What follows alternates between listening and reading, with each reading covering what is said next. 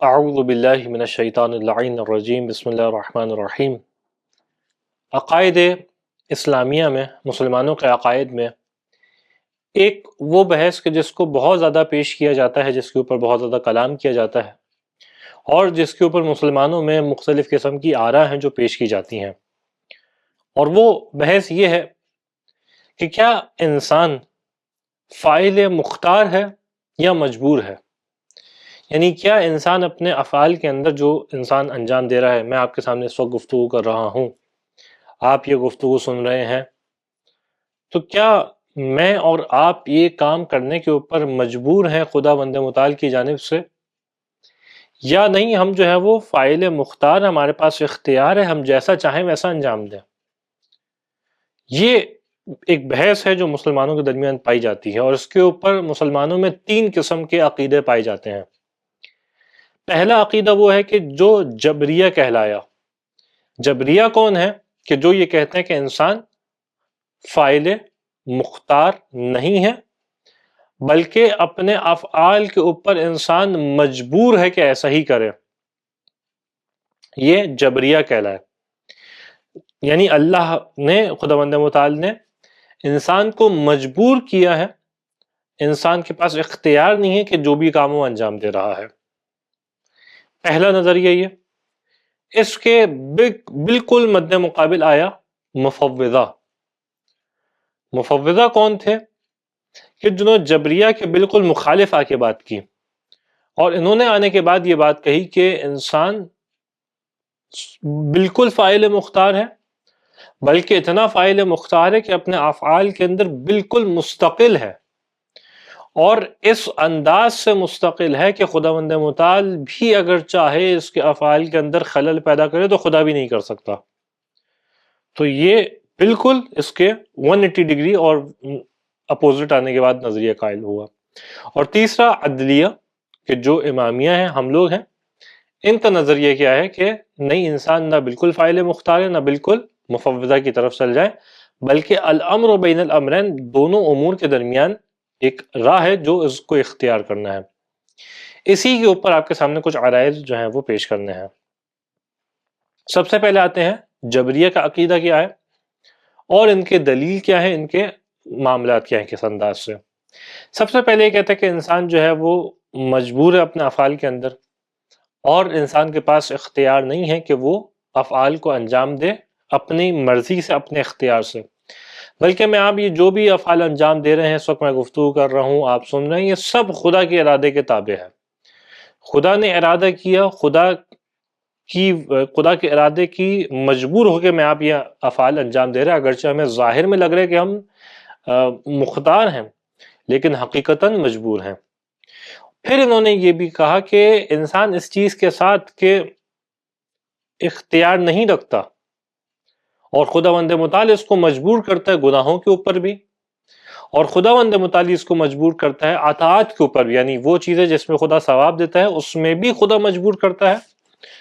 اور وہ چیزیں کہ جس کے اندر اس کو عقاب ملے گا، عذاب ملے گا، ان افعال کے اوپر بھی خدا ہی ہے جو اس کو مجبور کرتا ہے۔ اس تمام نظریے کے ساتھ بھی خدا اس کو عذاب بھی دے گا، اس کو ثواب بھی دے گا۔ تو وجہ کیا ہے اس کو اس معاملے میں ثواب دینے کی اور عذاب دینے کی؟ تو کہا وجہ یہ ہے کیونکہ یہ وہ محل ہے، یہ وہ مقام ہے کہ جہاں سے یہ افعال صادر ہو رہے ہیں، اور کیونکہ اس کی ذات سے یہ افعال صادر، اس کی ذات وہ جگہ ہے کہ جہاں سے افعال صادر ہو رہے ہیں، اگرچہ ارادہ الہی کے تابع کیوں نہ ہے، لہٰذا اس کو عقاب بھی ملے گا، ثواب بھی ملے گا۔ اگر ان سے کہا جائے کہ انسان تو خود بظاہر، یعنی ہمیں دکھائی دیتا ہے کہ ہم جو ہے وہ اپنے افعال اپنی جانب سے انجام دے رہے ہیں، تو یہ کہتے ہیں کہ یہ ایسا ہی ہے جیسا ایک ڈمی شو کے اندر ہوتا ہے۔ ڈمی کے اندر کیا ہوتا ہے کہ وہ جو دھاگے ہوتے ہیں، ایک شخص ہے جو اس کو ہلا رہا ہوتا ہے، اور ڈمی جو ہے وہ آگے ہل رہی ہوتی ہے، تو اس کے ارادے اور ڈمی کا ہلنا یہ ایک ساتھ ہی ہوتا ہے، اس طریقے سے اس کی کیفیت ہوتی ہے۔ اب یہاں پہ سمجھتے ہیں کہ یہ نظریہ قائم کیوں ہوا، اور ان کے پاس وہ کیا علمی مغالطہ تھا، اور وہ کیا سیاسی اہداف تھے جس کی وجہ سے اس نظریے کو قائم کیا گیا اور پروموٹ کیا گیا۔ تو اگر علمی مغالطے کے اندر آئیں تو ان کے پاس دو سب سے بڑی اہم مشکلات تھیں، اور پہلا یہ تھا کہ انہوں نے اپنے ذہن میں تصور کیا کہ اگر ہم یہ بات کہیں کہ انسان مختار ہے، مجبور نہیں ہے، اس کا مطلب ہے کہ انسان اپنے افعال کا خالق ہے۔ جو میں فعل انجام دے رہا ہوں اس کو میں ہی ہوں جو خلق کر رہا ہوں، میں ہی ہوں جو اس کو ایجاد کر رہا ہوں، جبکہ کائنات کے اندر خالق تو صرف اللہ ہے۔ تو یہ کیسے ہو سکتا ہے کہ میں اپنے افعال کو آنے کے بعد خلق کروں، میں اپنے افعال کو آنے کے بعد ایجاد کروں؟ تو نتیجتاً دو خالق ہو جائیں گے، تو یہاں پہ شرک لازم آئے گا۔ اس شرک سے بچنے کے لیے انہوں نے یہ نظریہ اختیار کیا کہ انسان اصلاً افعال کو ایجاد نہیں کرتا، بلکہ خدا ہی ہے جو ایجاد کرتا ہے، اور نہ انسان کے پاس ارادہ ہوتا ہے اس کو ایجاد کرنے کا۔ ایک یہ مشکل تھی۔ دوسری مشکل جو ان کے ہاں محسوس ہوتی ہے وہ یہ کہ یہ اس بات کو منافی سمجھتے ہیں کہ انسان اگر اختیار رکھتا ہے تو خدا کی قدرت کے اوپر حرف آئے گا،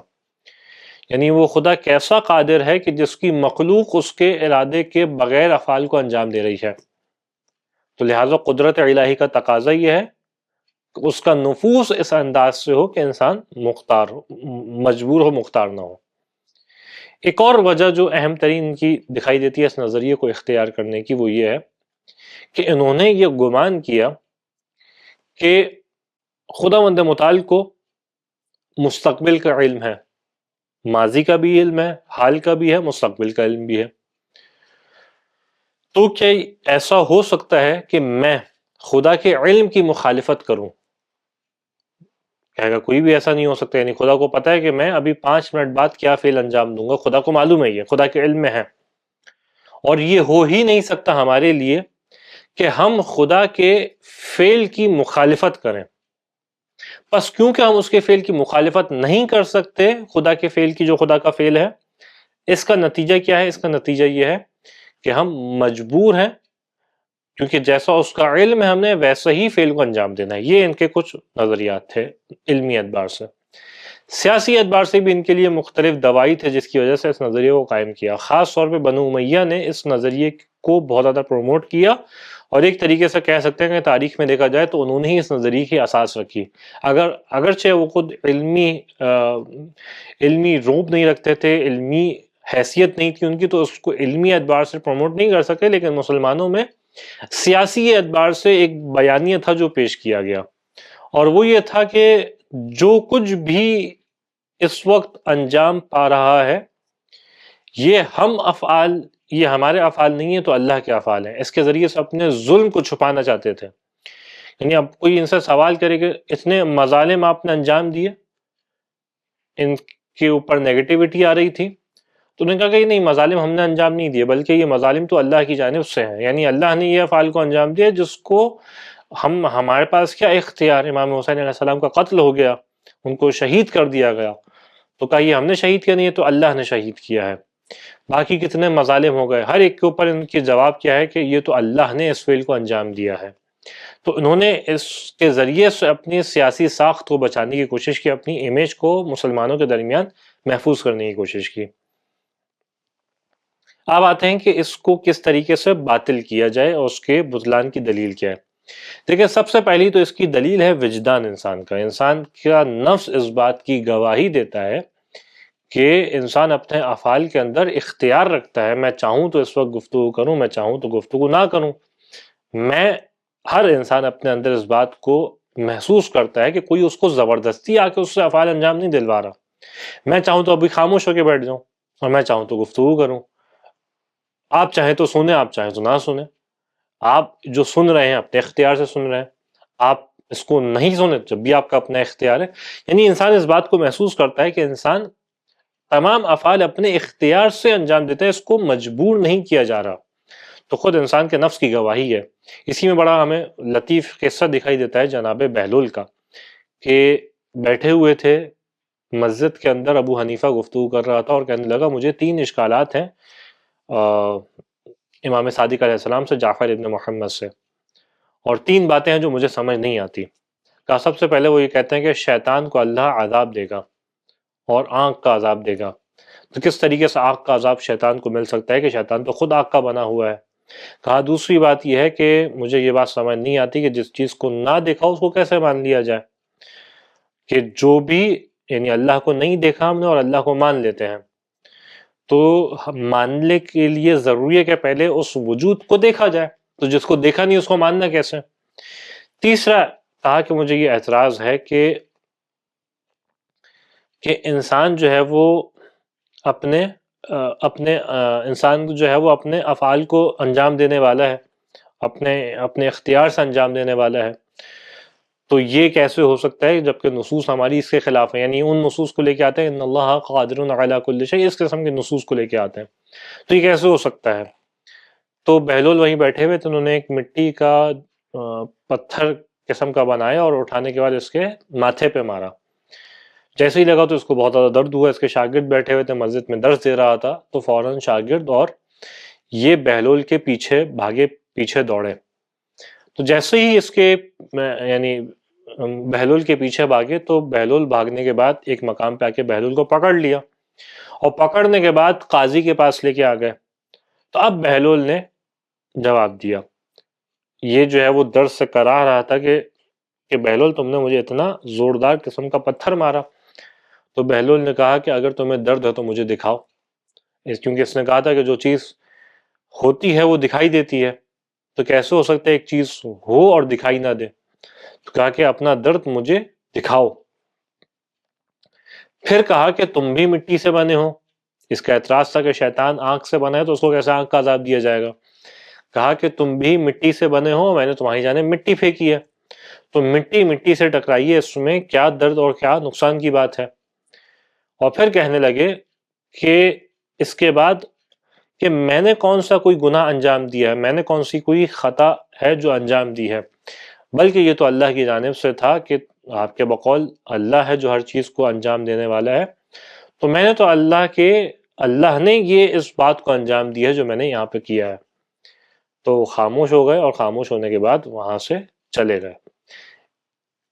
اس کا مطلب یہ کہ انسان وجداناً اس بات کو اپنے نفس کے اندر اس بات کا احساس کرتا ہے کہ ہم جو بھی افعال کو انجام دے رہے ہیں تمام اللہ کی جانب سے، اللہ کے اذن کے بغیر کوئی فعل انجام نہیں دے رہے۔ اس کے بعد آتے ہیں دوسری دلیل کے اوپر جو اس کے بطلان کے اوپر ہے، وہ یہ کہ اگر ہم اس نظریے کو مان لیتے ہیں تو اس کا ملازمے کے طور پہ، اس کے لزوم کے طور پہ کچھ ایسی چیزیں ہمیں ماننی پڑیں گی کہ جس کا کوئی مسلمان اصلاً قائل نہیں ہے۔ پہلی چیز کیا ہے؟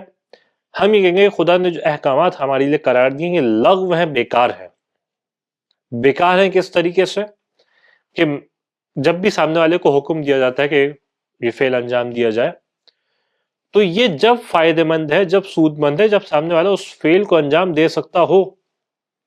میں یہاں بیٹھا ہوا ہوں اور بیٹھے ہونے کے ساتھ جو ہے وہ اپنے لیپ ٹاپ کو، کیمرے کو بولوں کہ یہاں سے کھڑے ہو اور چلے جاؤ، تو آپ کے پاس حق احتجاج ہے یہ کہنے کا کہ جناب یہ تو کھڑا بھی نہیں ہو سکتا، اس کے پاس تو کوئی اختیار ہی نہیں ہے، تو یہ آپ کو کہنے کا اس کا کیا فائدہ؟ یا مثال کے طور پہ آپ گاڑی چلا رہے ہیں اور گاڑی چلاتے ہوئے گاڑی کو حکم دے کہ دائیں جانب مڑ جاؤ، پھر گاڑی کو حکم دے کہ بائیں جانب مڑ جاؤ،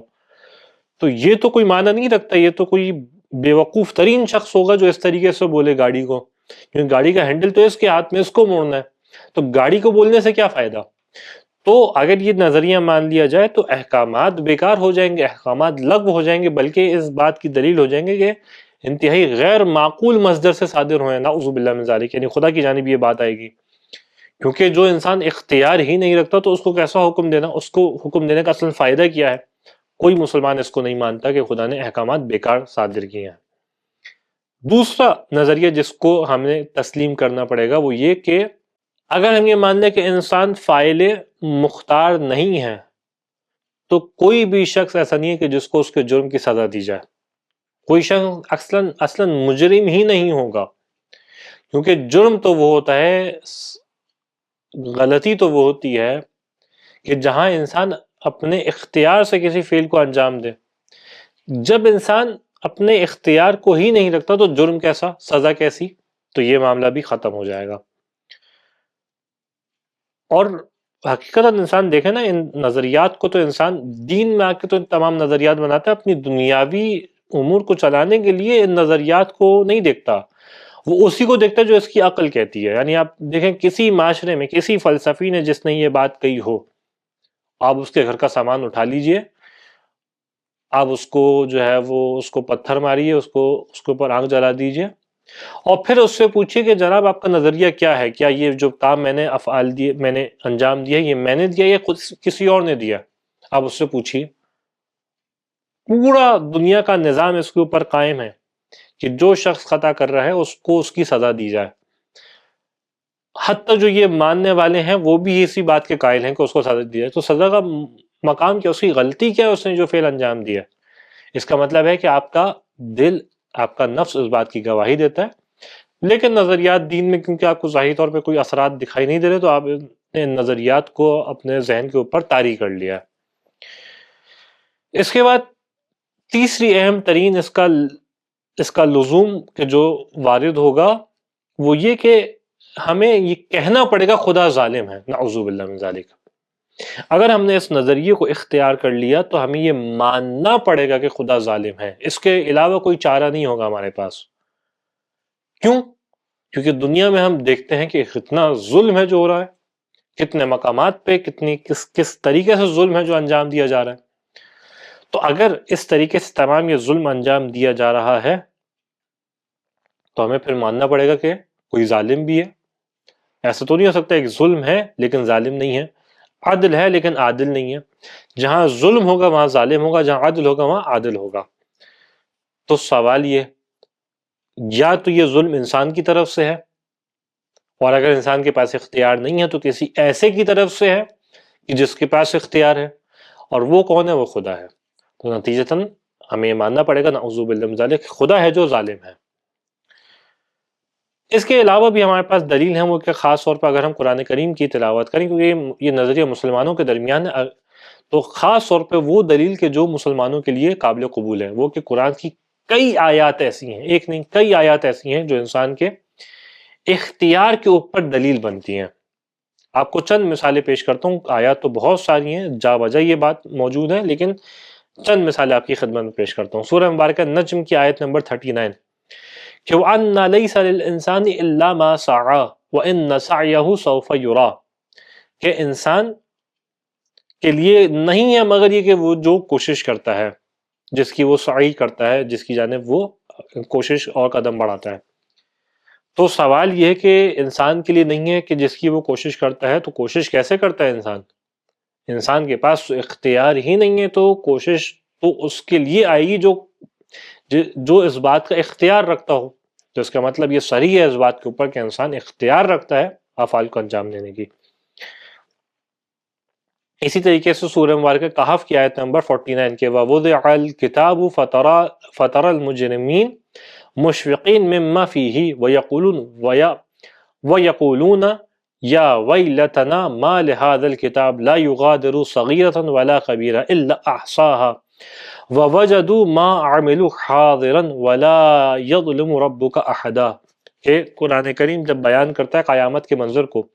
کہ جب انسان کے سامنے اس کی کتاب کو پیش کیا جائے گا، اس کے نامہ اعمال کو پیش کیا جائے گا مجرمین کے سامنے، کہ جو حاضر ہوں گے اس کو دیکھ رہے ہوں گے، اور اس کیفیت کے اوپر یہ کہیں گے کہ ہائے ہمارے لیے بربادی ہو کہ اس نے تو نہ کسی چھوٹی چیز کو چھوڑا نہ کسی بڑی چیز کو، یعنی تمام افعال کو اس کتاب نے اپنے اندر سمو لیا ہے، ایک ایک چیز اس کے اندر موجود ہے۔ اور وہ قرآن بیان کرتا ہے وَوَجَدُوا مَا عَمِلُوا، کہ جو کچھ انہوں نے اعمال کو انجام دیا اس کتاب کے اندر پائیں گے۔ تو سوال یہ، انہوں نے تو کسی فعل کو انجام ہی دیا، انجام دینے والا تو خدا ہے، تو یہ کس بات کی جو ہے وہ گفتگو چل رہی ہے؟ اسی طریقے سے آپ دیکھیں قرآن کریم میں جہاں کہیں بھی کہ الذین آمنوا استعمال ہوا، کہ مثال کے طور پہ سورہ مبارکہ عصر کہ والعصر ان الانسان لفی خسر الا الذین آمنوا وعملوا الصالحات، سوائے ان لوگوں کے کہ جو ایمان لے کے آئے اور جنہوں نے نیک اعمال کو انجام دیا۔ جب انسان اختیار ہی نہیں رکھتا تو ایمان انسان لے کے آیا ہے، کون لے کے آیا ہے؟ جب انسان اختیار ہی نہیں رکھتا تو نیک اعمال انسان انجام دے رہا ہے، کون انجام دے رہا ہے؟ یعنی تمام جزا و سزا یہ کس بات کے اوپر ہے؟ یہ تو اصلا لغو بات ہو جائے گی۔ تو اس طریقے سے قرآن کریم میں ہمیں یہ اشارے دکھائی دیتے ہیں اس کے بطلان کے اوپر۔ اس کے بعد جو دوسرا نظریہ اختیار کیا گیا وہ تھا مفوضہ کا نظریہ، یعنی وہ کہ جو یہ کہتے ہیں، جو اس کے بالکل 180 ڈگری میں، یہ کیا کہتے ہیں کہ انسان کے پاس کوئی اختیار نہیں ہے، اور مفوضہ یہ کہتے ہیں کہ انسان کے پاس ہی تمام اختیار ہے، خدا کے پاس اختیار ختم ہو گیا، اور یہ کہتے ہیں کہ انسان اپنے افعال کے اندر مستقل ہے اور اس کے پاس استقلال ہے بالکل، یعنی تمام کا تمام اختیار انسان کے پاس ہے۔ اتنا اختیار ہے کہ خدا چاہ کے بھی اس کے افعال کے اندر خلل نہیں ڈال سکتا، خدا اس کے افعال کے اندر اصلاً کوئی قدرت نہیں رکھتا، یعنی خدا چاہے کہ کسی انسان کو کسی فعل سے روکے تو روک نہیں سکتا، خدا چاہے اس کو ایجاد کرے تو ایجاد نہیں کر سکتا، بالکل خدا کا اختیار ختم ہو گیا۔ اس نظریے کو اختیار کرنے کی کیا وجوہات تھی؟ اس میں سب سے پہلی وجہ یہ ہے کہ یہ نظریہ قائم ہوا اشاعرہ کے مقابلہ کے، اشاعرہ جو جبریہ تھے، یعنی جو جبر کے قائل تھے، ان کی بات کی ضد میں اس نظریے کو قائل کیا گیا، بنایا گیا، کہ وہ کیا کہتے تھے کہ انسان کے پاس اختیار نہیں ہے، تو انہوں نے کہا کہ اختیار ہے، انہوں نے کہا کہ بالکل اختیار نہیں ہے، انہوں نے کہا بالکل اختیار ہے، تو اس کے مقابلے میں قائم ہوا۔ اور دوسرا انہوں نے اشاعرہ کے اندر جو ایک لازمہ پیش آ رہا تھا کہ خدا کی جانب ظلم کی نسبت دی جا رہی تھی، تو انہوں نے اس ظلم کی نسبت کو ختم کرنے کے لیے اس نظریے کو اختیار کیا، اور وہ اس انداز سے انہوں نے کہا کہ خدا کی جانب ظلم کی نسبت ہم نہیں دے سکتے۔ اب جب خدا کی جانب ظلم کی نسبت نہیں دے سکتے تو اس کا مطلب کیا ہے؟ اس کا مطلب یہ ہے کہ نسبت فعل کی انسان کی جانب دی جائے، کیونکہ خدا کی جانب نسبت دی جا رہی ہے تو ظلم کی نسبت دی جا رہی ہے، تو لہٰذا ہم یہ ماننا پڑے گا کہ خدا کی جانب یہ نسبت صحیح نہیں ہے، بلکہ یہ نسبت ہونی چاہیے انسان کی جانب، تاکہ یہ نہ کہا جا سکے کسی بھی مرحلے پہ کسی بھی مقام پہ خدا نے ظلم کیا۔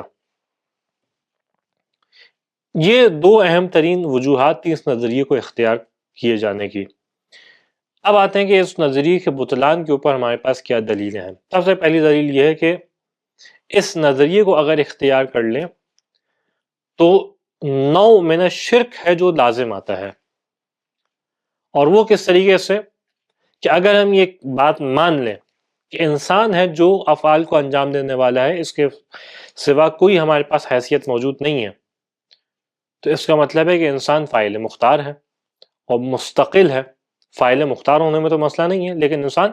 اپنے افعال کے اندر استقلال رکھتا ہے، تو نتیجتاً کائنات کے اندر، عالم وجود کے اندر دو قسم کے فاعل ہو جائیں گے جو مستقل ہوں گے۔ ایک خدا ہے جو اپنے افعال کے اندر مستقل ہے، کسی کا محتاج نہیں ہے، اور ایک انسان ہو جائے گا کہ جو اپنے افعال کے اندر مستقل ہے، کسی کا محتاج نہیں ہے، یعنی کسی کے تدخل سے، کسی کے ہٹانے سے اس کے افعال کے اوپر کوئی فرق نہیں پڑتا، یہ نسبت دینی پڑے گی خدا کی جانب۔ دوسرا یہ کہ اگر اس قول کو اختیار کیا جائے تو یہ قول واجب الوجود کی صفات سے ٹکراتا ہے، یعنی ہمارے پاس وجود کی دو اقسام ہیں، ایک واجب الوجود، ایک ممکن الوجود۔ واجب الوجود وہ کہ جس کا وجود لازمی ہے، اگر وہ نہ ہو تو کائنات نہ ہو، یعنی خدا کی ذات، کہ تمام کے تمام وجودات، تمام کے تمام مراحل اس کے وجود پہ جانے کے بعد رک جاتے ہیں۔ دوسرے وجود کی اقسام ہے جو میرے آپ کے وجود ہیں کہ چاہے ہوں چاہے نہ ہو کوئی بہت بڑا خلل لازم نہیں آتا، یہ ہمیں ممکن الوجود، یعنی امکان تھا کہ نہ بھی ہوتے، اس قسم کے وجود کی ہماری کیفیت ہے۔ تو اگر ہم یہ بات مان لیں کہ اس طریقے سے انسان کے افعال کی کیفیت ہے، تو یہ بات لازم آئے گی کہ ہمیں یہ ماننی پڑے گی کہ واجب الوجود کی جو صفات ہے اس کی نفی کرنی پڑے گی، اور وہ کون سی صفات ہیں واجب الوجود کی جس کی نفی لازم آئے گی؟ اور وہ یہ ہے کہ ممکن الوجود ہمیشہ محتاج ہوتا ہے واجب الوجود کا، ابتدا کے اندر بھی، یعنی اپنے وجود کے آغاز کے اندر بھی، اپنے وجود کے بقا کے اندر بھی ہمیشہ محتاج ہوتا ہے، احتیاج ہوتی ہے اس کو، کس کی؟ واجب الوجود کی۔ اور اگر ہم نے یہ نظریہ مان لیا تو اس بات کا لازمہ آئے گا کہ پھر ہم یہ مانیں کہ انسان محتاج نہیں ہے خدا کی جانب، کسی بھی مرحلے پہ محتاج نہیں ہے، کیونکہ اپنے افعال کے اندر مستقل ہے، اور خدا ہے کہ جو اس کے فعل کے اندر کوئی قدرت نہیں رکھتا، لہٰذا انسان اس اعتبار سے بالکل خدا سے بے نیاز ہو جائے گا، احتیاج کی ضرورت نہیں پڑے گی۔ اور پھر ہمیں یہاں پہ یہ بھی ماننا پڑے گا پھر انسان کے لیے دعاؤں کی کوئی ضرورت نہیں ہے، کم از کم دنیا میں جو دعائیں انجام دے رہا ہے وہ سب بیکار ہو جائیں گی۔ اس کی وجہ کیا ہے کہ جب خدا کوئی قدرت ہی نہیں رکھتا تو اس سے دعا کیوں مانگی جائے، اس سے کیوں پکارا جائے خدا کو؟ پکارا تو اس کو جائے گا کہ جو قدرت رکھتا ہو، تو یہاں پہ جب خدا قدرت ہی نہیں رکھتا تو اس کا پکارنا، اس سے دعا مانگنا، یہ بالکل بیکار اور لغو بات ہو جائے گی۔ اس کے علاوہ پھر آیات الہی کو دیکھا جائے، خدا کی قرآن کے اندر آیات کو دیکھا جائے تو یہ بھی آیات موجود ہیں کہ جو اس کے مخالف دکھائی دیتی ہیں، اس کی نفی کرتی ہوئی دکھائی دیتی ہیں۔ مثال کے طور پر سورہ مبارکہ فاطر کے اندر، یعنی آیت تو بہت ساری ہیں، کچھ آیت ان میں سے یہ ہیں۔ سورہ فاطر کے اندر آیت نمبر 15 کہ یا ایھا الناس انتم الفقراء الی اللہ واللہ هو الغنی الحمید، کہ اے لوگو تم فقر رکھتے ہو، تم احتیاج رکھتے ہو خدا کی جانب، اور خدا وہ ہے جو بے نیاز ہے اور صاحب حمد ہے، جس کی حمد کی جائے۔ تو آیت سری ہے اس بات کے اندر کہ انسان احتیاج رکھتا ہے، محتاج ہے خدا کی جانب۔ اسی طریقے سے آپ دیکھیں سورہ مبارکہ بقرہ کے اندر کس انداز سے ارشاد ہوا، آیت نمبر 249 کہ کم من فئۃ قلیلۃ غلبت فئۃ کثیرۃ باذن اللہ، کہ کتنی ایسے وہ گروہ ہیں کہ جو کمزور تھے، قلیل تھے، انہوں نے غلبہ حاصل کیا اس گروہ کے اوپر کہ جو بہت زیادہ تھا، کس کے ذریعے سے؟ اللہ کے اذن کے ذریعے سے، اللہ کی اجازت کے ذریعے سے۔ تو یہاں سے بھی ہمیں سمجھ میں آتا ہے کہ خدا کے اذن سے اس طریقے سے چیزیں تھیں جو وجود پذیر ہو رہی تھیں۔ اور پھر یہ دیکھا جائے تو وہ ان دونوں نظریات کے خلاف ہمارے پاس روایات موجود ہیں۔ اب یہ خاص طور پہ کیونکہ ہم امامیہ ہیں اور ہمارے نظریات، ہمارے عقائد ائمہ علیہم السلام کی روایات کی روشنی میں بنتے ہیں، تو ہمارے پاس تو صریحاً ان دونوں نظریات کے خلاف روایات موجود ہیں جو اس کی نفی کرتی دکھائی دیتی ہیں۔ کس انداز سے کہ ایک مقام پہ جناب ابو حمزہ فماری یہ نقل فرماتے ہیں کہ امام محمد باقر علیہ السلام نے حسن بصری سے یہ بات کہی۔ حسن بصری کون تھا؟ کہ جو عشائرہ کی بنیاد رکھنے والوں میں سے ایک فرد تھا حسن بصری، جس نے جبریہ کا قائل ہوا وہ عشائرہ، اور یہ کہا کہ خدا کے پاس تمام اختیار اور تمام تفصیلات جو آپ کی خدمت میں پیش کی۔ امام علیہ السلام نے اس سے کہا کہ ایاک ان تقول بالتفویض، کہ اس بات سے بچو کہ تم تفویض کو کہو، یعنی یہ بات کہو کہ خدا نے تمام افعال جو ہیں وہ انسان کے اختیار میں دے دیے اور خدا اس میں تدخل کر ہی نہیں سکتا۔ فإن اللہ عز وجل لم يفوض الامر الى خلقه، اللہ اپنی مخلوقات کے پاس، اپنی مخلوقات کے بالکل اپنے امور کا حوالے نہیں کرتا مخلوقات کے، وحنا منہ ولا ضعفا، یعنی کسی بھی کیفیت میں خدا جو ہے مخلوق کے حوالے امور کو نہیں کرتا۔ ولا اجبرهم على معصیه ظلما، اور نہ ہی اس طریقے سے کرتا ہے کہ انسان کو ظلم کے اوپر مجبور کرے، یعنی دونوں کیفیات نہیں ہیں۔ اسی طریقے سے ایک اور مقام پہ امام محمد باقر علیہ السلام سے روایت ہے کہ امام محمد باقر نے اس جانب اشارہ فرمایا کہ ان القول بالتفویض، اگر ہم تفویض کا قائل ہو جائیں، مفوضہ ہو جائیں کہ اللہ نے تمام اختیار انسان کے پاس دے دیا ہے، غیر قادر، یعنی ان اللہ تعالی غیر قادر علی الحیمنۃ علی الانسان، هذا يستلزم نسبت الضعف والوحن الیہ سبحانہ، اگر ہم یہ کہیں کہ خدا کسی قسم کا اختیار نہیں رکھتا تو یہ اس بات کا ملازمہ ہوگا کہ ہم یہ کہیں خدا جو ہے وہ کمزور ہے، ضعیف ہے، اس بات کا ملازمہ یہ ہے۔ وَأَمَّا الْجَبْرُ، اگر ہم جبر کے قائل ہو جائیں، فَيَسْتَلْزِمُ نِسْبَةَ الظُّلْمِ عِلَى اللَّهِ عَزَّ وَجَلَّ، اگر ہم جبر کے قائل ہو جائیں تو ہمیں یہ ماننا پڑے گا کہ خدا جو ہے وہ ظلم کرنے والے ہیں۔ ان دونوں کیفیات کے اندر ہمیں یہ دکھائی دیتا ہے کہ نظریہ غلط ہے۔ اب یہاں پہ یہ کہ نظریہ صحیح ترین نظریہ کیا ہے، اور صحیح ترین نظریہ ہے کہ جس کو عدلیہ کہا جاتا ہے، یعنی امامیہ کا نظریہ، اور وہ یہ ہے کہ خداوند متعال نے انسان کو اختیار دیا ہے، انسان کی جانب افعال کو موکول کیا ہے، انسان کو اس پیراہے میں لا کے کھڑا کیا ہے کہ انسان جیسے چاہے ویسے افعال کو انجام دے،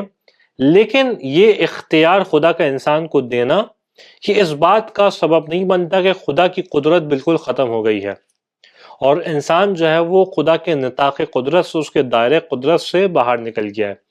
بلکہ یہ اسی انداز سے کہ جیسے اللہ نے انسان کو اختیار دیا ہے تو یہ اختیار دینے کے اندر خدا قادر ہے، اور جب چاہے خدا اس اختیار کو انسان سے چھین سکتا ہے، یعنی نہ مکمل اختیار ہے اور نہ ہی مکمل جبر ہے، بلکہ الامر بین الامرین، جس طریقے سے بازی کی روایت کے اندر بھی نقل ہوا کہ انسان دونوں یعنی درمیان کی کیفیت میں کہ خدا کے اذن سے، خدا کے امر سے صاحب اجازت ہے اور جبر نہیں ہے۔ اس نظریے کو سمجھنا ہو تو اس کے مختلف نکات ہیں، تمہیدات ہیں، جس کی بنیاد پہ انسان اس نظریے کو سمجھ سکتا ہے۔ سب سے پہلے کہ اللہ نے انسان کو اختیار دیا ہے، قدرت دی ہے فعل کے اوپر، کہ کسی فعل کو چاہے تو انجام دے، کسی فعل کو چاہے تو اس کو ترک کرے۔ دوسرا مقدمہ یہ اہم ترین ہے کہ یہ انسان کو قدرت دینا، یہ اس کا مطلب یہ نہیں ہے کہ خدا اس قدرت کو سلب کرنے کے اوپر قادر نہیں ہے۔ قدرت دینا بھی خدا کے اختیار میں، خدا قدرت کو سلب کرنا بھی خدا کے اختیار میں، اس کے دائرے قدرت سے باہر نہیں ہے۔ تیسرا نقطہ یہ ہے کہ جب اللہ نے انسان کو یہ اختیار دیا ہے اور وہ اس بات کے اوپر بھی قدرت رکھتا ہے کہ چاہے تو انسان قادر رہے، چاہے تو اس کی قدرت کو سلب کر لیا جائے، اس سب کے باوجود بھی خدا نے انسان کو قدرت دیے رکھا اور اس سے قدرت کو سلب نہیں کیا۔ یعنی تین نکات اس اعتبار سے ہو گئے کہ پہلا کہ اللہ نے انسان کو قدرت دی، قدرت دینے کے ساتھ اس بات کے اوپر قادر ہے کہ اس قدرت کو سلب کر لے، اس اختیار کو سلب کر لے، لیکن اس کے ساتھ بھی اللہ نے اس قدرت کو سلب نہیں کیا۔ ان تین کے ذریعے جو ہمیں یہ بات سمجھ میں آتی ہے، یعنی خلاصہ کلام کیا جائے تو اللہ نے اس بات کے اوپر انسان کو مجبور کیا ہے کہ وہ مختار رہے، اس کو اگر خلاصہ اس طریقے سے کیا جائے۔ اسی وجہ سے امام صادق کی ہمیں دکھائی دیتا ہے کہ کس طریقے سے امام صادق نے بیان کیا کہ لا جبر ولا تفویض، کہ نہ جبر ہے نہ تفویض ہے، ولیکن امر بین الامرین، یہ ایک ایسا راستہ ہے کہ جو دونوں راستوں کے درمیان میں ہے۔ اس بات کو سمجھنے کے لیے کچھ مثالیں ہیں جو پیش کی جاتی ہیں۔ ایک پہلی مثال کہ جو آغا خوئی نے اپنی کتاب البیان کے اندر بھی پیش کی، اور وہ یہ کہ فرض کیے نہیں کہ ایک شخص ہے جس کا ہاتھ شل ہو گیا ہے، یعنی اس کا ہاتھ ناکارہ ہو گیا، چل نہیں سکتا، اور اس کے ہاتھ میں ایک ڈاکٹر ہے جو آنے کے بعد مختلف چیزوں کو لگاتا ہے، مختلف وائرس کو اور مختلف چیزوں کو اس کے ذریعے اس کے ہاتھ کو حرکت دیتا ہے۔ اب جیسے ہی وہاں سے وہ بٹن کھولتا ہے تو انسان کے پاس یہ قدرت آتی ہے کہ اپنے ہاتھ کو اٹھائے اور جس طریقے سے جو افعال انجام دیتا ہے اس کو انجام دے۔ اب آپ یہاں پہ یہ نہیں کہہ سکتے کہ جب ڈاکٹر نے اس طریقے سے اس کو بٹن دبایا ہے تو ڈاکٹر کا کوئی اس کے افعال کے اندر تعلق نہیں ہے، ڈاکٹر بالکل جدا ہو گیا ہے، اور یہ بھی نہیں کہہ سکتے کہ انسان جو ہے وہ بالکل فاعل مختار ہو گیا ہے، کیونکہ جب تک ڈاکٹر ہے اور ڈاکٹر اس کے افعال کے اندر اس طریقے سے قدرت کو پیدا کر رہا ہے تو یہ فعل کو انجام دے سکتا ہے، اور جب ڈاکٹر چاہے تو اس بٹن کو بند کر دے اور یہ فعل کو انجام نہ دے۔ تو انسان کی کیفیت بھی اسی طریقے سے ہے کہ قدرت اللہ کی دی ہوئی ہے۔ اس کے علاوہ بالکل ایک زندہ مثال سمجھنے کے لیے دور حاضر کے اندر وہ یہ کہ جس طریقے سے اس وقت اے آئی ہمارا کام کرتا ہے کہ خود ہی ڈیسیجن لے رہا ہوتا ہے، خود ہی باتوں کو سمجھ رہا ہوتا ہے، خود ہی نتائج کو دے رہا ہوتا ہے، لیکن اس کی کمپیوٹنگ پیچھے سے کس نے کی ہوئی ہے، اس کی کوڈنگ کس نے کی ہے، اس کو طاقت کس نے دی ہے، انسان نے دی ہوئی ہے۔ یعنی آپ یہ کہیں کہ اے آئی بالکل مختار ہے تو یہ بات بھی غلط ہے، کہ انسان جب چاہے اس کا پیچھے سے کوڈ چینج کر سکتا ہے، جب چاہے اس کی پاور کو بند کر سکتا ہے، اور آپ یہ کہیں کہ اے آئی بالکل مجبور ہے تو یہ بھی غلط ہے کہ وہ خود بھی ڈیسیجن لے رہا ہے، وہ خود بھی فیصلے کرنے کی صلاحیت رکھتا ہے۔ تو اس طریقے سے کیفیت ہو سکتی ہے، ہم اپنی زندگی میں بھی دیکھتے ہیں کہ ایک شے ہو کہ جو کسی حد تک اختیار رکھتی ہو، کسی حد تک مجبور ہو۔ اس کے علاوہ پھر ہم جب آیات الہی کو دیکھتے ہیں، قرآن کریم میں آیات کو، تو بھی ہمیں دکھائی دیتا ہے کہ کئی ایسے مقامات ہیں کہ جہاں پہ خدا متعال نے صراحتاً اس جانب اشارہ فرمایا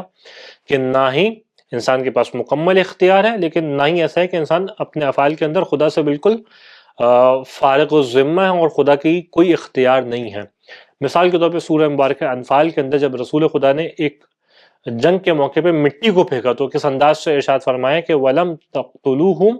وَلَٰكِنَّ اللَّهَ قَتَلَهُمْ، کہ آپ ان سے جہاد نہیں کر رہے، آپ ان سے جنگ نہیں کر رہے، بلکہ خدا ہے جو ان سے جنگ کرنے والے، ان سے قتال کرنے والے ہیں۔ وَمَا رَمَيْتَ إِذْ رَمَيْتَ وَلَٰكِنَّ اللَّهَ رَمَى، کہ جب آپ نے مٹی کو پھینکا تو آپ نے مٹی کو نہیں پھینکا